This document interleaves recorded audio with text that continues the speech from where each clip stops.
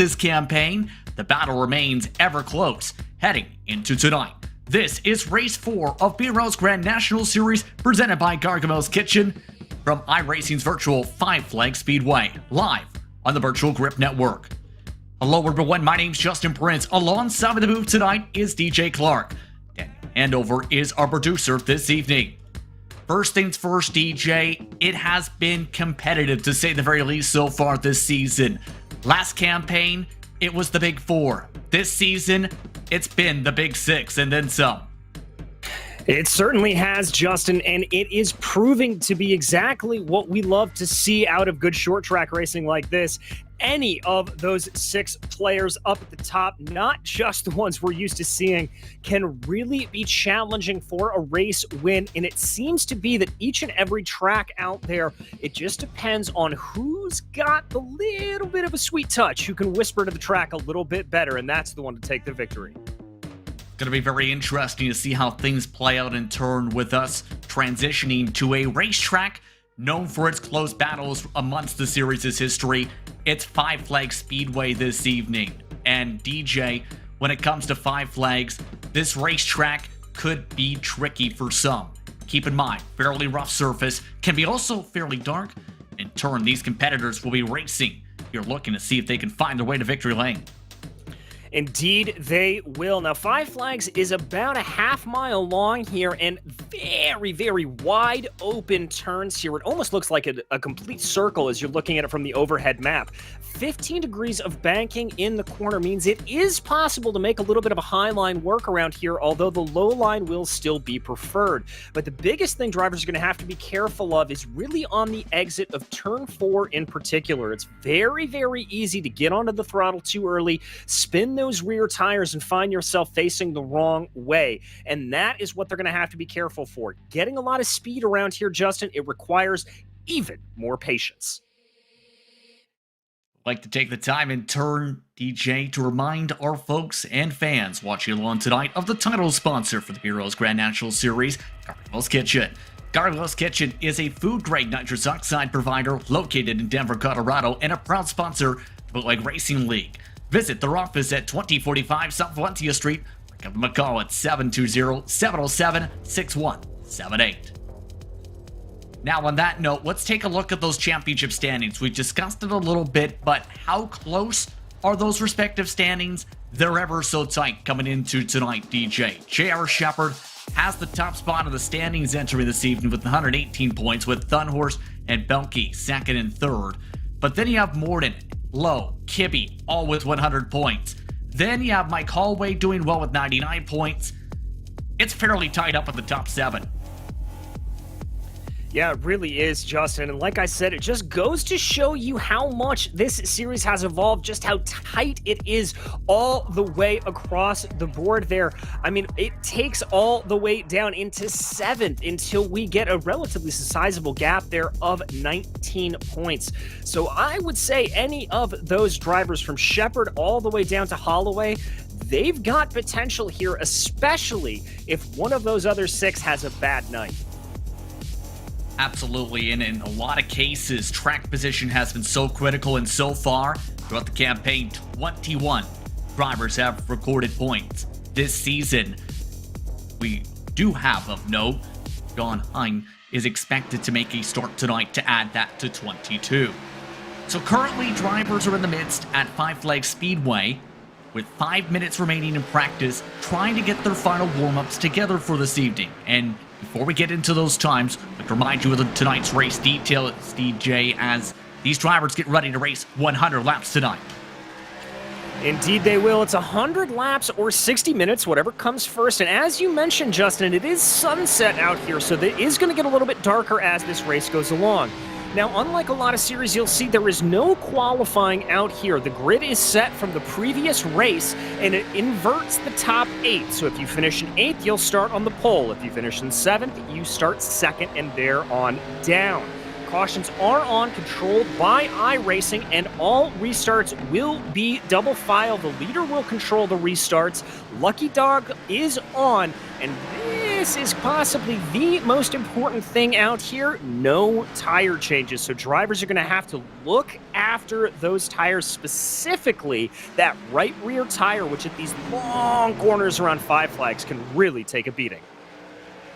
Those tires are definitely going to be so critical for tonight, especially with some of the speeds you see up on your screen. They have been recording so far just one driver, the 16-second bracket. That's J.R. Shepard with a 16.992, followed by Tim Janowski with a 17 flat, followed by James Lowe, Brian Dean, as well as Jason Menda. That's your top 5 of the board. Keep an eye, though, on the time 6th and 7th for Thunderhorse and Morning. Kibbe also down. Bottom 8 at the moment. And you can see with some of these drivers, they're struggling a bit with that grip as well in the nighttime conditions tonight. Yeah, it's a pretty cool track temperature out there, Justin. Only 84 degrees, and there's also a pretty high wind right now that is blowing across the track. It's 10 miles an hour and gusting all the way up to about 12 or 13 miles an hour. And with these big, boxy ARCA cars, that can really buffet the cars a little bit, and they'll throw you for a bit of a loop. We watch here the 45, Jason Menda, as he goes spinning around there off of the exit of turn 2. And so that may be another danger area. Drivers are going to have to be careful coming out of these corners. Yeah, there you are, just a little bit too much input on that wheel, and that sends him right around. And that can be a commonplace for mistakes this evening. We'll have to see which drivers are able to adapt amongst things. For those who tuned in last round, by the way, it was Shepard who took that victory. 76 laps led over at North Wilkesboro, Justin Morton second. Among some of the other drivers making the similar mistakes, Chris Wolfson, the Western PA iRacing driver, the inside wall principal, currently towards the bottom of the practice charts. But I'm very curious, though, to see which drivers are able to step up and which ones in particular separate themselves from the rest of their competitors with how tight this has been. And this track, keep in mind, has favored drivers like James Lowe in the past. In our races, it's been J.R. Shepard. There's been almost a power struggle amongst them in the past. Yeah, there really has, and I would expect to see those two fighting it out for the top spot. But because of the tricky nature of it, I do unfortunately anticipate we'll see more than a few yellows out here tonight. And so what I really think this race is going to come down to, Justin, is those starts and restarts. Who can get a good jump on the field, who can push themselves forward, who can really make the most of that. Because once this field starts to separate out a little bit more, the short straightaways here don't allow for a lot of drafting. It's a lot harder to get down to that inside line and get a pass done. And so once we go green for a while, we may not see as much action on track, and it's during those restarts that you've got to make everything you can back up. Take a look now at James Lowe, now third in the practice charts. The interesting thing to keep in mind is, guess who controls the 8th inversion spot with an 8th place finish? Kenny Kibbe. This could be a big race for Kibbe if he is able to hold on to track position as that top driver. It could indeed, and obviously as commentators, we don't want to have too much bias, but Kenny being a member of the Virtual Grip Network and my sometimes partner on the Friday Dirt side of things, we're going to be pulling for Kenny a little bit there. You can see him in that 14 machine. He's had a really good season thus far, been putting down some good results, and him being in that top spot, he's just going to have to try to focus on sticking down to that inside line and not letting that low line get away from him. And I think you have to remember that name across multiple different series, too, in the future, because Kibbe has started to make his way to the top levels of top split competition officially across the service. He may be someone to talk about even more so in the next couple of years, especially with some work putting in with some of the fellow drivers in the series. But speaking of that work, the drivers have wrapped up practice. J.R. Shepard finishes with the top time. Tim Janowski, Jason Menda, James Lowe amongst the top times. But the drivers will now be set up via the inversion for today's action. On the pole, it's Kenny Kibbe, who will start alongside Mike Holloway, two drivers with very strong point starts to the season. Matthew Thunhorse starts in third today, with James Lowe in the 4th position, followed by Justin Morton and J.R. Shepard. Those round out the inversions via attendance, with Rivinalti starting in 7th. Ryan Seneker starts in 8th today, with Joe Sagawa in 9th. Rounding out your top 10 today, DJ, it's Kurt Smith. Starting off that in 11th place position, it's Chris Wolfson, followed by Bruce Pearson in 12th. Jeffrey Harden will start 13th, and alongside him, it'll be Adam Schoen with Todd Liston and Jason Menda behind them. Tim Chinoski will be lining up in 17th, followed by Brian Dean with Mike Allen and John Hine in 20th, and Lowell Jewell rounding out the back of the field. That's a look top to bottom at your running order today here on the Virtual Grip Network for the Bootleg Racing League's Grand National Series, presented by Gargamel's Kitchen. Cars get rolling here, 100 laps on the docket. Your keys to victory for tonight as we take a look at how Lowell Jewell prepares things, starting shotgun. Yeah, that is Lowell, the series organizer there, so good to see him. But my keys to victory: protect that inside lane at all costs, Justin, and be careful. You can run on that high line for a little bit, but doing it will wear out that right rear tire a little bit more than you would like to. So be careful about being aggressive early. We've seen in this series that it is patience that pays off more than aggression. One more pace lap before they get underway here from Five Flags Speedway. So far, 3 winners in 3 races. The question's going to be, who will join them by the end of the night? Or will we see our first repeat winner? We're about to get the answer here on Five Flags. iRacing pace car drops off. The field in the hands of Kenny Kibbe. Green flag is out. We're underway from Florida. Oh, that is an excellent start there from Kenny Kibbe, getting a big jump on the field. That is the number 2 of Mike Holloway, getting forced outside and losing a whole bunch of positions. I'm already seeing James Lowe on by him. That is Holloway dropping all the way back down to 6th, Justin. And normally we don't see the driver on the outside front row drop that far back in the first lap, but Holloway immediately put under pressure, and already several of the championship contenders are up to the top 5. Thunhorst, Morton, and Lowe. 1 or 2 through 4, should say. Joe Sagawa also trying to make moves. This is on Ryan Seneker for 8th, and that's caused a bubble and an incident. To the inside wall goes Sagawa for the first caution flag of the night.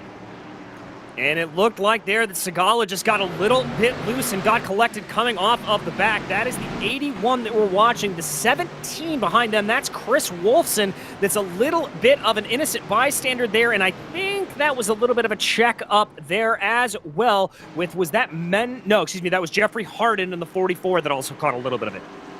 You seen, though, there was a bit of a bump with Jason Menda amongst that checkup effect, DJ, and several drivers were just scrambling, it seemed, to get to the middle top lanes, try and get around that 81 with the track, potentially having that chance to get blocked with where the wall is at the inside wall.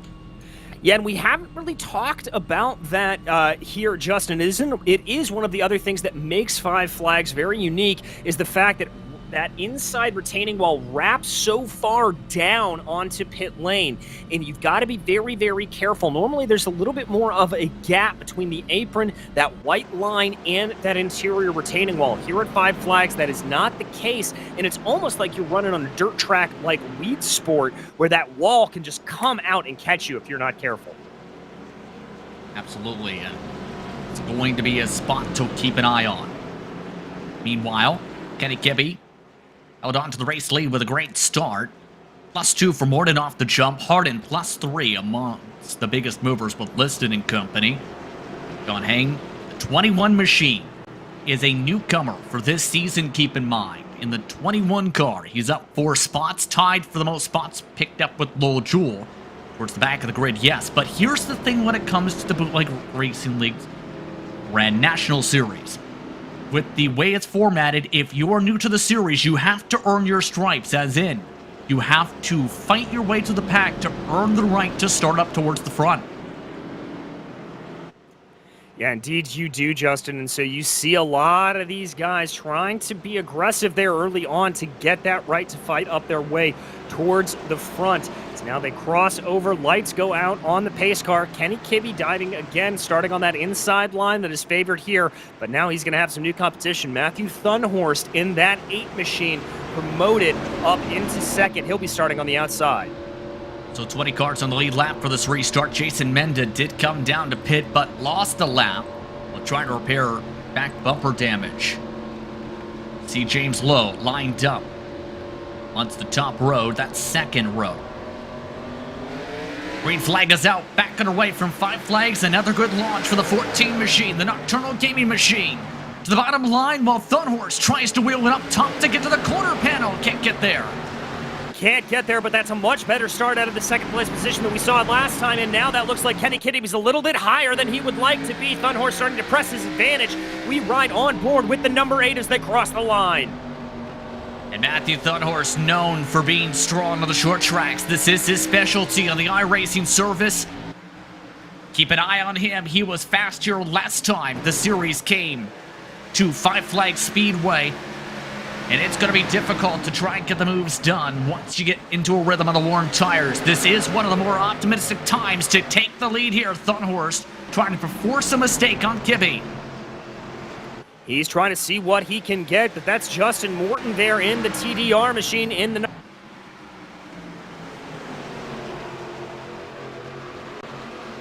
As these drivers continue to line things up, Thunhorse now coordinates up with Morton behind. Shepard is also starting to reel this in.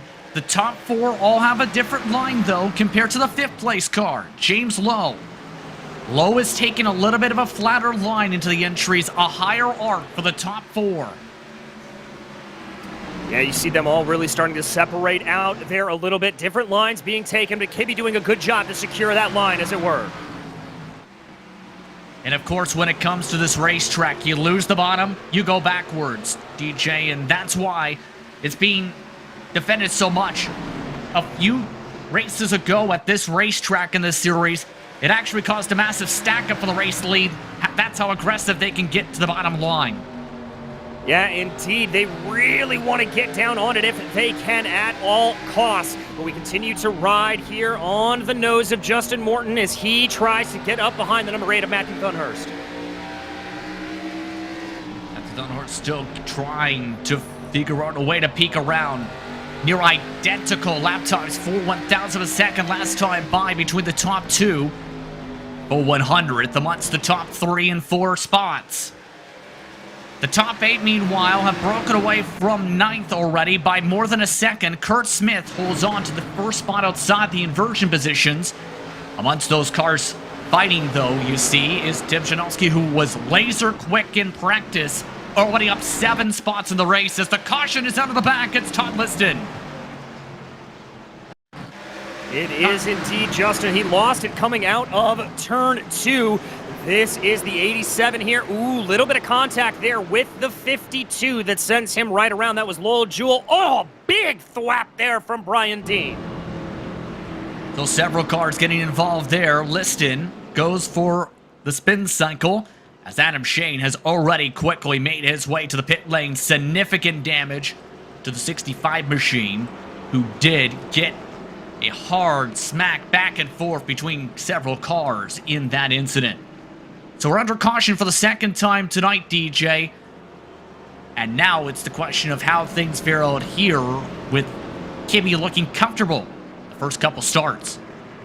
Yeah, Kenny's been able to hold that inside line well, but keep an eye there behind. Thunhorse was trying some things out, running a little bit higher, running a little bit lower, messing around with some settings. He is not to be messed with around here. I think he's got a real shot if he's able to time out Kenny's jump. You saw that Kenny was able to get a much better jump that first time on the original green flag than he was on the restart.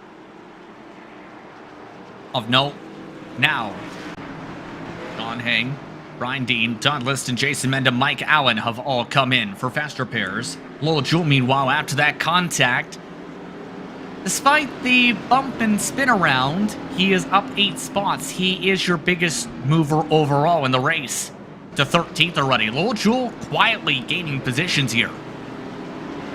Yeah, Lowell doing a very good job early on. This is going to get him up there. I think for Lowell right now, he really wants to try to maybe focus on getting into that top 8, get a good starting position for the next race. That is where he wants to go. Lights are still out on the pace car here, so we've got at least one more lap of caution. Also of good note to see who's moving up through the field. J.R. Shepard up 2 spots. He was starting to maybe get a little bit of a threat there to Justin Morton behind him, but able to hold it off for now was the number 9. As we talked about a little bit in the past, that Shepard see this track fit his style driving-wise at times, as we now reach 80 to go, this time at the stripe. Lap 21 underway with the 1 to go signal. Reset your top 8. It's Kibbe, Thunhorst, Morton, Shepard, Lowe, Altis, Holloway, Wolfson. First drivers out of the inversion spots. Smith, Janowski. Keep an eye on that 07 machine that is lasering its way through the field.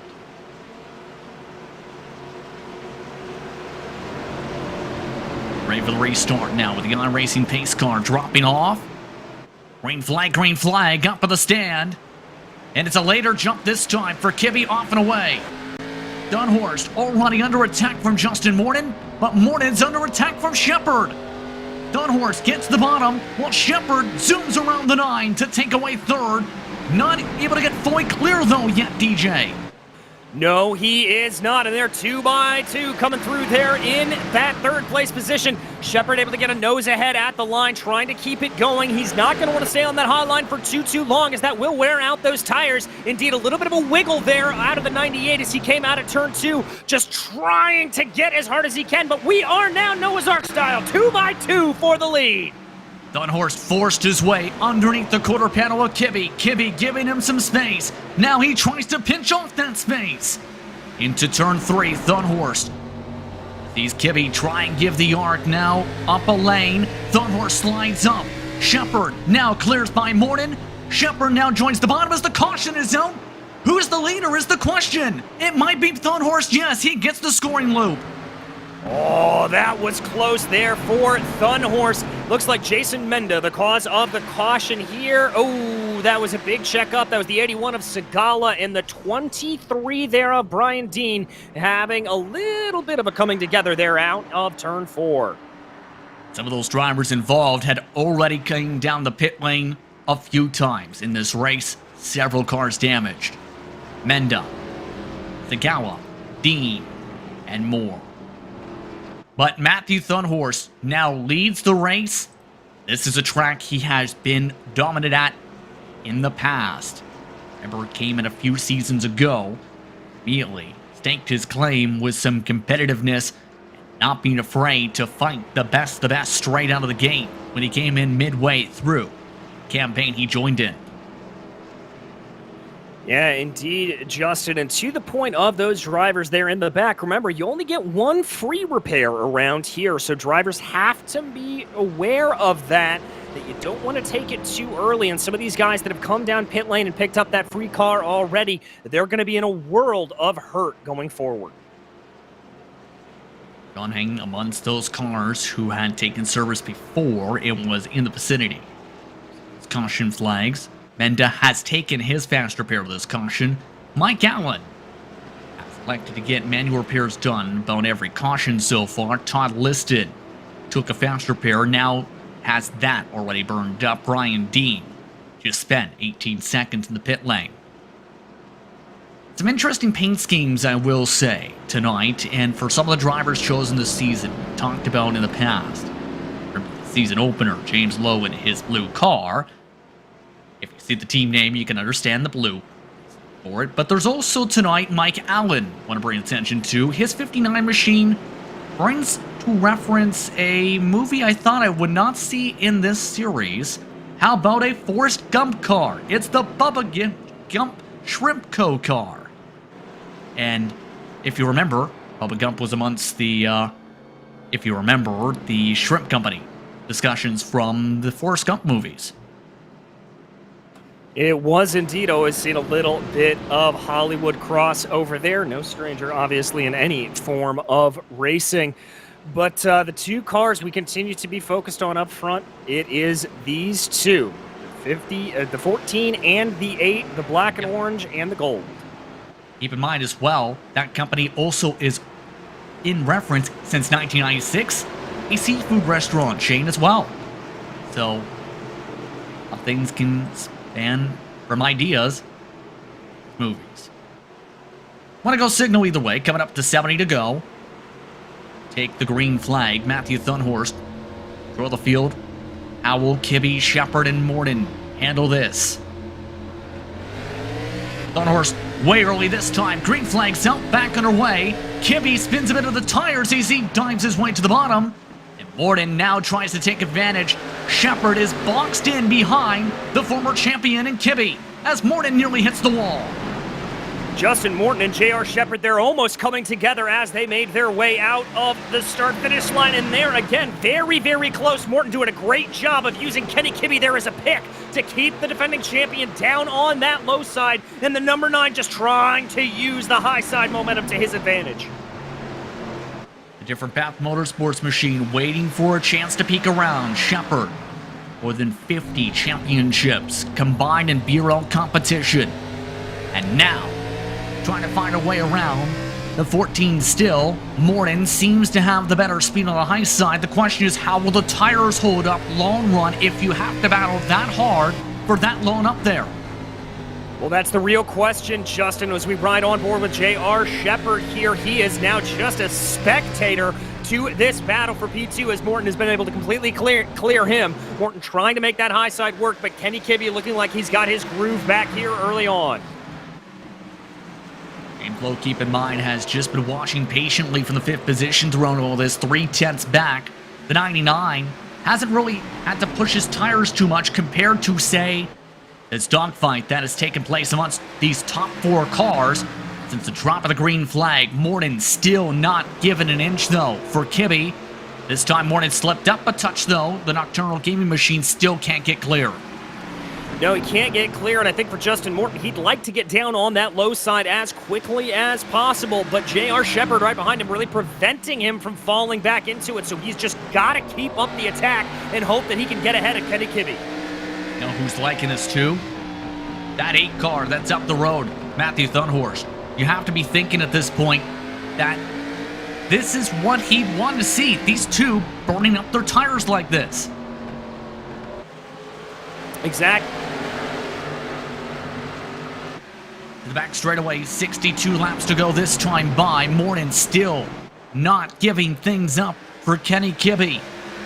Shepard has elected to continue to follow along single file, using the top along the straightaways as expected to the bottom behind Kibbe in the corners. Keep in mind as well, Ruben Altis is keeping a very solid pace behind these guys. In fact, he's starting to really go a bit more deeper into the corners as well. Kurt Smith and Jeffrey Harden are also within range amongst the final inversion spots here, as this has all bunched everybody up. 3/10 back of Thunhorst. Indeed it has, and oh, you can see Kenny Kibbe getting a little bit sideways there, diving down into turn 3, even though he is down on the low side, and that is the preferred line around here. He's having to take a suboptimal entry into the corner, and that will be scrubbing more of that precious rubber off of the Goodyears around here, so that is not what Kibbe wants to do. Oh, he is looking very, very squirrely in the 14. Contact, I think, there with the 9. Just about towards the right rear quarter panel to the left front fender. How will these drivers respond to that?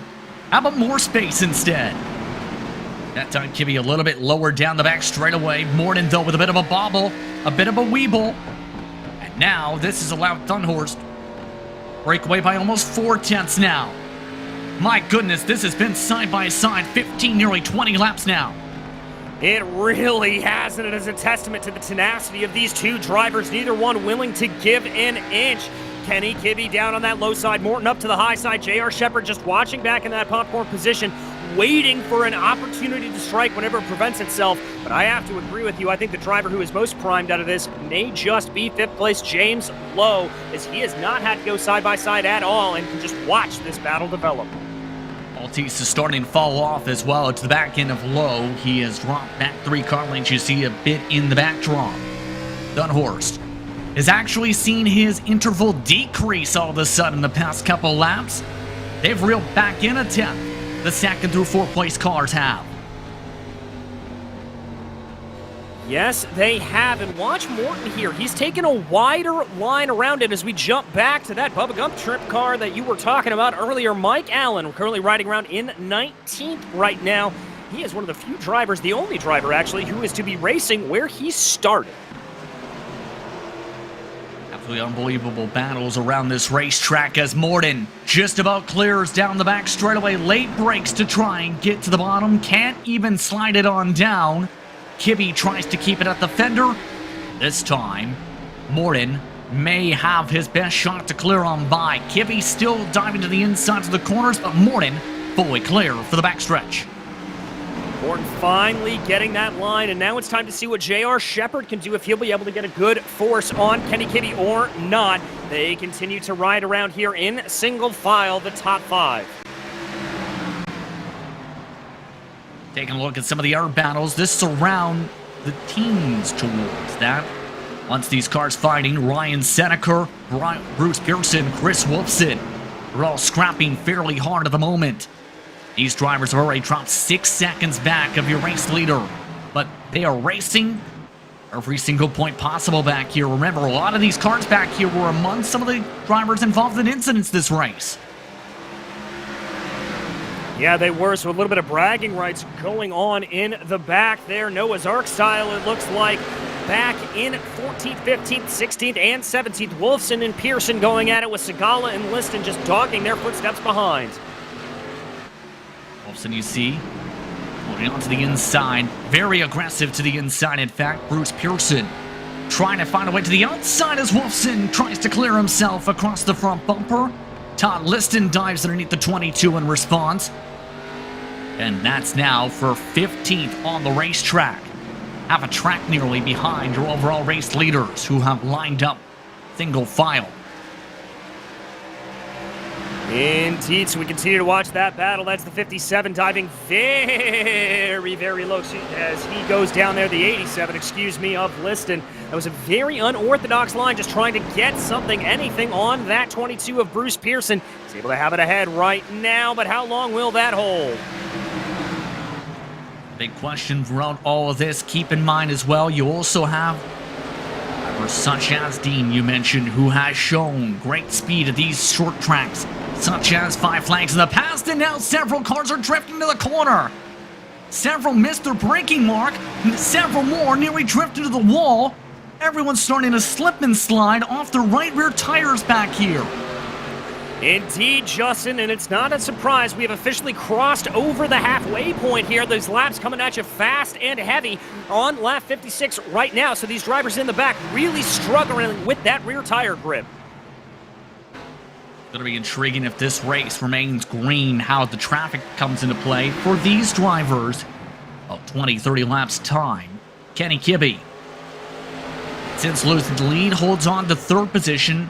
J.R. Shepherd, after gaining 2 spots off the jump, has not been able to move on forward. And James Lowe, meanwhile, starting to reel in tighter.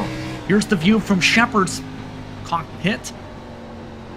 He just trying to run right up to the white line a little bit earlier on the gas this time. A little bit earlier on the gas there, but I like what Kenny Kibbe's doing. Kenny is starting to pressure a little bit of Justin Morton ahead of him. Morton looking especially loose off on corner exit. Remember, he was running up high for so long. Those rear tires on the number 9 may be pretty nearly shot here as they continue to work their way around. Shepherd, meanwhile, has got a very, very hungry James Lowe in the 99 behind him. One thing to note, Adam Shane now officially out of the race after several laps of repairs. That leaves 20 cars running on the circuit. Kenny Kibbe thinking about the move now on Morton. Morton left the door open. Morton saws the door closed. Kibbe getting a little close to a bump and run there, coming through 3 and 4, but we go back to this battle in the mid-pack. That is the 17 up on that high line. That is Chris Wolfson getting shoved out of the way by Todd Liston. The 22 behind him of Bruce Pearson trying to get a little bit aggressive. They file back into single file. I'm concerned, though, about that 87 car. Not only is that significant damage all over the left and right side doors of the 87. Look right there in corner exit. He's been near snap loose there, and now he's nearly getting punted. Wolfson nearly gets the back bumper. Wolfson loses several car lengths from that mistake. Bruce Pearson nearly snaps off of turn 2. Oi, oi, oi, Justin. Everybody getting very, very squirrely around here. We look out the bumper of Liston there. As we jump back there, you can see it. That 17 just not wanting to grip almost anywhere, but gets a pretty good run off of turn 2. Tries to get a little bit more narrow. Let's see if that can hold for him. Doesn't look like he's quite got it there, but he's certainly able to close in. Taking the closing in. Kibbe has closed into the fender. Morton tries to close the door. Kibbe gets underneath the 9. Morton works the wheel hard. Kibbe tries to get on the gas. Can't get side by side for the next corner. Ooh, Kenny Kibbe drifting up the track a little bit there, but again, to get a good run as a big wiggle for Morton's going to open the door to Kenny Kibbe. He's going to try to send it down to the inside on 1 and 2, and they're side by side. Side by side for second once more. Dunhorst leads by half a second. Remember that traffic? It's coming. They're within 10 car lengths of it. Keep that in mind for this side-by-side. It's round 2 for Kibbe and Morton.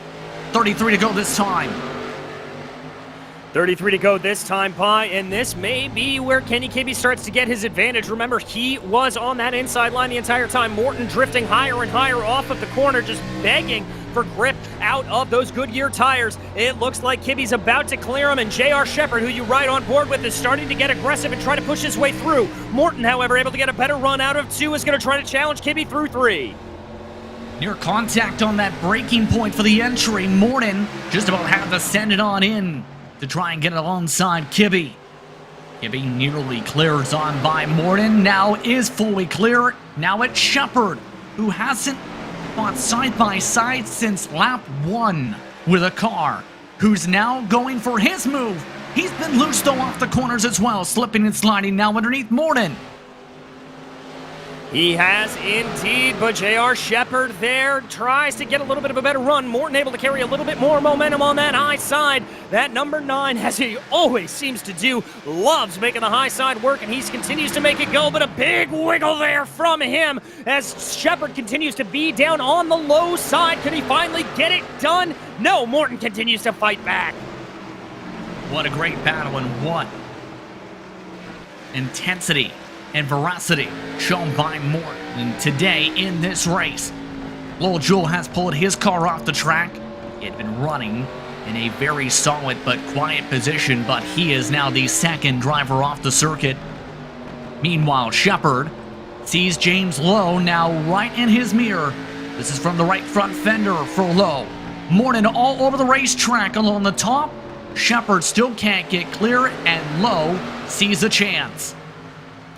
Yes, he does. He is going to try to force his way up into that position, maybe bump his way up into 4th. Morton just stuck out to dry on the high side. Whoa, big slides there out of the 98 and the 9. But I think Shepard may just be able to clear here. No, Morton's still carrying good momentum. I've got to give it credit to him, Justin. I didn't think he could pull that one out.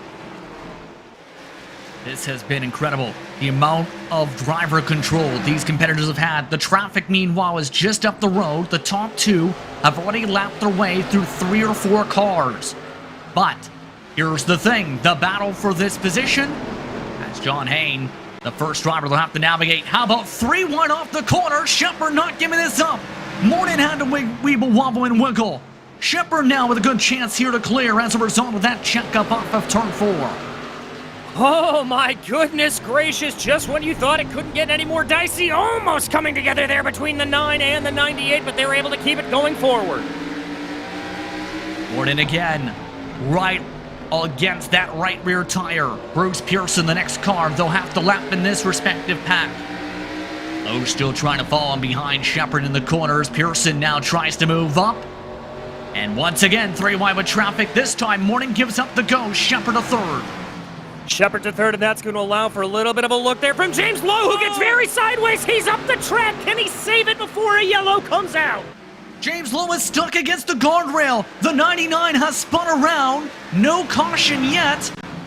And here is the reason. He's seen the door. He tried to leap his way on through. Instead, he overshot the floor and went out the window facing the door. Oh, and there he's able to get back going, it looks like, but that's going to be pretty much day done and dusted for the 99. He's all the way back in 14th. The last car in the lead lap, in fact. Unbelievable for low. That is not what the 99 needed. And remember, he's had that type of a luck streak lead to bad luck before. Meanwhile, those inversion spots are fairly busy. This is towards the bottom half of the top 8. 6, 7, and 8 cars separated amongst 1 second. Harden, Janowski, Hallway. Janowski. Plus 10, still your biggest mover overall in the race with under 20 laps to go. Looking for a little bit more points-wise. Mike Hallway over his back bumper. Here comes the slipping up for the 44. The California Sim Club machine is up the track. Janowski gasses it up to get side by side. Does indeed, trying to work down on that low line there to see what can happen. He's gonna have a little bit of a crossover there as they cross the line, but he's still going to be working on it. He's got to be careful, though. Mike Holloway there in the 2, looking very aggressive as well. Remember, though, Holloway is right now in the provisional pole position for the next race at South Boston. And that's a track. Track position has been critical at as well in the past. Keep that in mind. All while Harden and Janowski battle for 6th position. Right now, the 07 wrapping the bottom. The 44 trying to give a lot of space by about a car length, in fact, with 16 to go for them this time. 16 to go as they cross the line, but that 44 and the 17 continue to battle side by side. Janowski and Harden going at it here, seeing what they've got. Ooh, wider line there for the 44 off the line. Better acceleration off the corner, though, for the 07. Hallway tries to ride along the bumper. Harden just about fully passed on by now as Hallway tries to get inside. Harden up the hill. Here comes Mike Holloway. Move Holloway for now into 7th as they reel in Bruce Pearson for traffic management. Under 15 to go now as Matthew Thunhorst leads over Kenny Kibbe. Look at that interval, though. It has stagnated to about 3/10 still for the race leaders as these drivers settle on down for 6th on back. Settling on down to the best that they can. That continues to be a pretty good run there. Ooh, a little bit of a wide run again for the 17 of Janowski. He's trying to make it work. Late dive there in the back for Harden. There is the 45 of Jason Menda, who's looking in on it as well. And it would be a good recovery drive for Menda after having to start towards the back. In turn, getting involved in some of the caution flags. Hallway going to try and keep up as much as he can with the top championship competitors. Standings. Give a shout out to one of the drivers inside the top 10 coming to 10 laps to go. How about Kurt Smith? Remember last season, DJ, it was a season of horrors for that 6-car. Almost every race was a DNF. This is the best run he's had in about a year and a half. It is indeed, and so for Smith to get a good result like this, he will be able to just kind of take this in, get a 5th place, hang his hat on that, and what he'll be hoping to do from here is to just build that confidence and build that momentum. Driving a season of short track racing is a lot like driving a short track itself. You need that confidence, you need that rhythm, you need that momentum, and more success begets more success. Quickly approaching the plane no return, down to 8 laps to go for the leader this time as you see Smith dealing with a bunch of traffic. That is a battle for position, by the way, between Allen and Liston. Those competitors were amongst those cars who were all over the circuit before for their respective battle before losing a lap. The race leader starting to stretch it out. Dunhorst looking to get some good insurance distance over Kibbe. 6 to go this time. 6 to go, trying to hold it out. They have the 81 directly ahead of them. That is Joe Segala, the next car to lap. We continue to watch this battle as it shapes up. That is Holloway trying to close in on Janowski. He's got down to the inside. That's underneath the lap traffic of Chris Wolfson. Janowski still in front of Holloway. They are within 1 second, too, as well of Kurt Smith. Smith has been losing about a 10th per lap to these respective cars as they nearly run over the traffic. Liston checks things up. Holloway forced to avert to the outside. This time, elects to dive back to the bottom because Liston is still up top. Under 5 laps to go now. Here from 5 Flags, point of return this time. Indeed, point of no return coming up as we continue to watch this battle. Holloway just trying to see what he can get, if there's anything to be had at all. Shanoski moving up the track a little bit there, but chops down on the door. Still chomping and biting around is that 2 machine. They take 3 to go. The leaders will take 2 this time by. For Matthew Thunhorst, this is a huge victory in the early stage of the season. Remember, was amongst the championship battlers last campaign before missing the final couple races. That was a battle for the ages, and now he puts himself as the favorite in the recap and rematch. They still fight for the inversion spots while Thunhorst takes the white flag this time by. Indeed, as we ride on board with the driver of the number 8, he has got a nice healthy gap of about 0.7 of a second back to Kenny Kibbe. Up ahead of him, Brian Dean and Seneker, but that's not going to be enough to slow him down as he comes out of turn 4 for the last time. For the first time, we have a multi-race winner this season. It's Matthew Thunhorst. He wins his 2nd race of the season. Oh, wow, that battle for 6th sees Tim Shanoski hold on in front of Mike Holloway. The inversion spot for pole. E8 goes to Jeffrey Harden. The last of the cars cross the stripe, but it's Matthew Thunhorst who records win 2 of Season 8. A really great drive here from Matthew Thunhorst. Very impressive, and also very impressive for Kenny Kibbe to hold on to that 2nd place position, Justin. Taking a look at your race results now on screen, again unofficial, as Thunhorst beats Kibbe by 0.821 seconds. Jared Shepard dropped to 2 seconds back to hold on to the final podium position, with Justin Morton in 4th. Kurt Smith, one of the best starts to a race and finishes to a race and a while for the 6 machine. He finishes 5th. Tim Janowski, Mike Holloway, Jeffrey Harden round out the inversion positions. Jason Mendo recovers after being involved in incidents to 9th after starting 16th. Ruben Altzies rounds out your top 10 DJ. In 11th, it was Brian Dean, followed by Ryan Seneker with Joe Segala and Mike Allen in 14th. Todd Liston came home 15th, followed by Chris Wolfson with Bruce Pearson and John Hine in 18th. James Lowe was 19th with Lowell Jewell in 20th and Adam Sheen in 21st. Overall, 18 drivers take the checker flag out of the 21 starters, but in the end, it is Matthew Thunhorst who beats them all for his 2nd victory of the campaign at the Bootleg Racing League and its Grand National Series presented by Gargamel's Kitchen.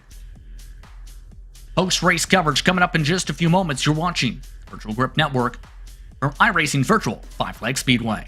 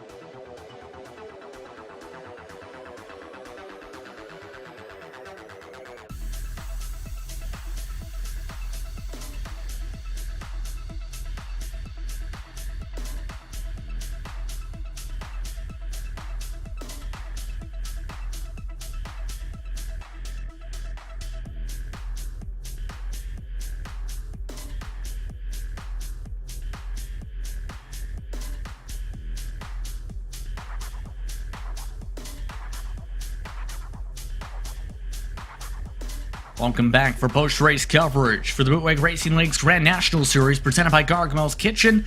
For the first time this season, there is a multi-time winner. This driver is Matthew Thunhorst. He put on a dominating performance today. It took some aggressive moves towards the bottom of the racetrack to get underneath Kenny Kibbe, and some help with the scoring loops to be able to hold on the rest of the way. First things first, Matthew. First, multi-race winner of Season 8. How are you feeling now after 5 flags? It's, I don't know. I wasn't feeling very good after last week. But it's, I like coming to 5 flags. I was almost getting distracted sitting there watching Justin and Kenny putting on quite the show behind me. I was trying to save my stuff, and I saw I was blown away. So I'm like, well, this isn't really good. And then, we got into lap traffic, and here I see Kenny just hauling the mail behind me. And I went, oh no, I hope his tires are going away sooner or later because I'm screwed.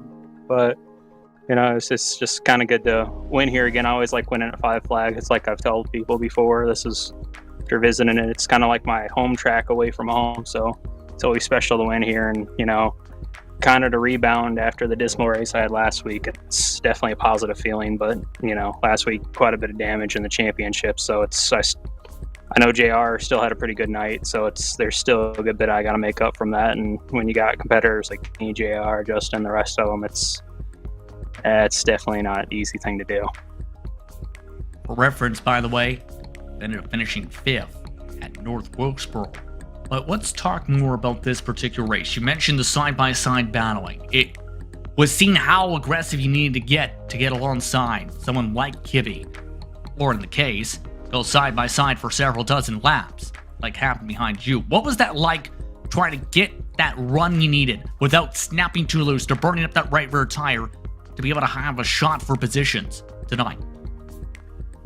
Well, I know for me, trying to take lessons learned from last season here, where I tore my tires up from lap 50, and I was just trying to keep it on there, and I was trying to be aggressive to get to the front because I didn't want to continue to be stuck or on the outside on these restarts. And one of the restarts, I had a really good run, the door just got shut last second, so I couldn't do anything. And so I think when I made the move on Kenny, I think his right rear got in the wall a little bit. He had to arc in a little bit wide, and I was like, well, if I don't take this chance, I'm probably not going to get another one without tearing my stuff up. And so I was able to get the car down in there. We didn't make contact, and I was extremely fortunate to get that caution to fall like it did, because if not for that caution, I don't know if I could have made that stick down there. So I don't know.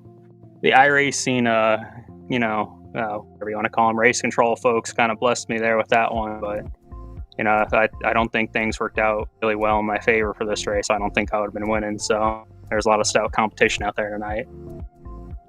Pretty sure race control in that regard is robots or programming. I'm not sure how to describe that, but that's for another day. But speaking of another day, next week in this series, it's South Boston Speedway. Your thoughts on South Boston? It'll be interesting. And I know last season it was kind of, you kind of expect, that I could get a podium week in and week out. And with the level of competition here this season, I don't know, I know even going back to today, the last 50 laps, I was clinched on the steering wheel trying to make sure I didn't make a mistake. And I think South Boston's going to be the same way. It's going to be a tight race. And it's going to be hard with how short those straightaways are to get a run on people without possibly tearing your stuff up if you're trying to make attempts and failing at it. So it'll be interesting. It's a tight track. There might be a little bit of bumping and stuff and rubbing, but I definitely think as long as that high side kind of can come in a little bit, you might see a bit more side-by-side racing like you did tonight. Anyone you want to thank for the run tonight? Yeah, I just want to thank Lowell and, BRL for putting this on every weekend. I enjoy doing this every Saturday night. Gargamel's for sponsoring us. Y'all at Virtual Grip for bringing this along, to the fans. And, Austin wasn't here tonight. I hope he's enjoying his week off. I'm happy to see him back next week. But, it's always a blast sitting there hanging out with him and Justin and the team speak and talking. So thanks to everybody involved. Congratulations on the victory tonight, Matthew. Thank you very much, Justin. That's Matthew Thunhorst coming away with a victory tonight for 5 Flag Speedway. Second place tonight went to a former champion of this series, Kenny Kibby. He's standing by with DJ Clark. Well, Kenny, it's good to be talking to you on this side of the microphone. Obviously, you started on pole and we're holding that line early, but talk me through that race. Yeah, last week was pretty disappointing for us. So luckily I was able to salvage 8th and get the pole this week, but I knew it was not going to be any easy feat to win because I knew Matt was going to be starting right near us, and James and all them other guys. But yeah, we started off in the lead, and this is one of my favorite racetracks, and I was really confident. And we just didn't have we couldn't get any long runs at the beginning, and those guys were blitzing me on the restarts. They were really fast through the first few laps, at least. And as soon as I would get into my rhythm, we'd have a caution. So the one time Matt threw it down in there, got right up next to me, and it would have been interesting. I maybe would have fought him off. Maybe he would have passed me, but he was just inches in front of me when we got that caution, and I just could never get back up to challenge him again because of that heck of a battle that I had to have with Justin after that. But yeah, we were able to get back by him, and I just used up the rest of my tires to try to run Matt down, but just didn't have enough rubber at the end. Well, talk me through that battle with Justin there. We were watching it pretty closely, as you can imagine. How much was tire saving factoring into your mind as that was going on, and how much of it was just holding on to that low line the best you could? Yeah, I mean, I had a line that I like to run here, but the problem with it is that on turn 3 and 4, it leaves the door open for a pass on corner entry, and I like to back up my corners if I can, and I knew I would have good long run pace. It's just, those guys were just hanging behind me and were able to take advantage of me early on. And with Justin there, he was able to stick his nose to the outside, and I don't know how he was able to hang on my door there right at the beginning of that battle, but stayed side by side for, it felt like forever, and kudos to him for making that pass work. I was trying to hold on, manage my tires as best as I could, but I wanted to keep that second place if I had the choice or the chance. But I knew once we fell behind him that I could get back around him, but I knew it was going to be tough. But yeah, it was quite the battle. Yeah, it really was. And well, obviously it's a battle for the championship, and that next stage is going to be South Boston. How do you think that one will go for you in the 14 machine? Tough racetrack. Probably not one of the ones I circle on the calendar for BRL. This one here tonight was. I think it's going to come down to starting in the, being in the right line on the restarts and just staying out of trouble, and just hoping to get up through the traffic. But hopefully we can salvage at least a top 5 there, or try to keep the momentum running now that we got a podium. Well, we'll be watching it for sure, as you can imagine. Kenny, anybody you want to thank for this run here tonight? Yeah, this run goes to my aunt. She's been in and out of the hospital, not feeling too well, so been thinking about her, and so this run's for her tonight. Gargamel's Kitchen for sponsoring both of our broadcasted series. Everybody at the Virtual Grip Network for putting on these broadcasts. The Bootleg Racing League for putting these races on, and all the competitors, like the guys up front, Matt, Justin, JR. Everybody raced really cleanly tonight. We didn't have more than 3-4 cautions in any of the races tonight, so kudos to them. And yeah, we'll move on to next week. Move on, we will indeed. That was Kenny Kibbe, your second place finisher out here tonight. And now, Justin, I believe you've caught up with our third place finisher, JR Shepard. Yes, indeed. And for you, JR, it seemed like a very quiet night outside of a fierce battle with Justin Morton. Talk us through what it was like for you this evening, especially with how difficult it was to try and make moves in some circumstances. It was definitely tough. I said last week this is one of the tracks I don't look forward going to, and it's just because I've never been able to figure it out driving style wise. But I really needed a long run there, and we got it at the end, and felt like I could at least keep pace with the guys up front. Passing was extremely tough, but I felt like I could at least keep it close, and just lost all kinds of track position having to race Justin. It's really tough. Racing side by side and trying to be clean lap after lap. I don't know how many laps were side by side. Him and Kenny did it before that, and trying to be patient, and it just it didn't work out. Now, I'm curious on this perspective, because the points have just come in via the iRacing website for this series. You still hold on to the points lead by 2 for Matthew Thunhorst. In the separation, that was very tight coming in. has seemed to grow. But the main thing that's been seen this season, and was a talking point at the end of last, was competition level. How would you describe it from the cockpit now 4 races down to the season? Yeah, it's exactly what we expected. You've got 6 guys that can challenge for the win each and every week, and then you have a handful of guys after that that are able to give you fits if you lose track position. So it's going to be something extremely tough, just depending on the track and the line you get stuck in on restarts, starts and restarts. So it's going to be tough going forward. You just got to be smart and try not to get more out of the car than what it's willing to give you. Now, South Boston is the next race, and one of the main things talked about was, by Matthew Thunhurst in particular, was the potential for some of the similar themes coming over from Five Flags tonight, as well as the potential for bumper-to-bumper contact. How do you see South Boston for this season faring out?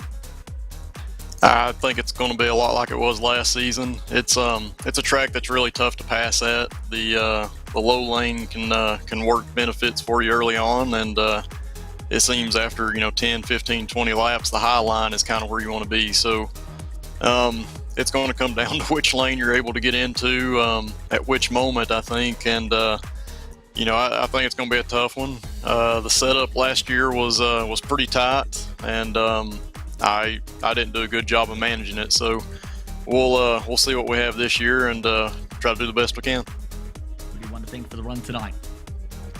Yeah, just big thanks to the Bootleg Racing League, giving us a place to race each and every week, and thanks to Gargamel's Kitchen for being the title sponsor. We appreciate everything they do, and for Virtual Grip Network being with us this season and giving us great broadcasts. So thank you to you guys, and also to my team, Different Path Motorsports. So we'll keep at it, see how it goes.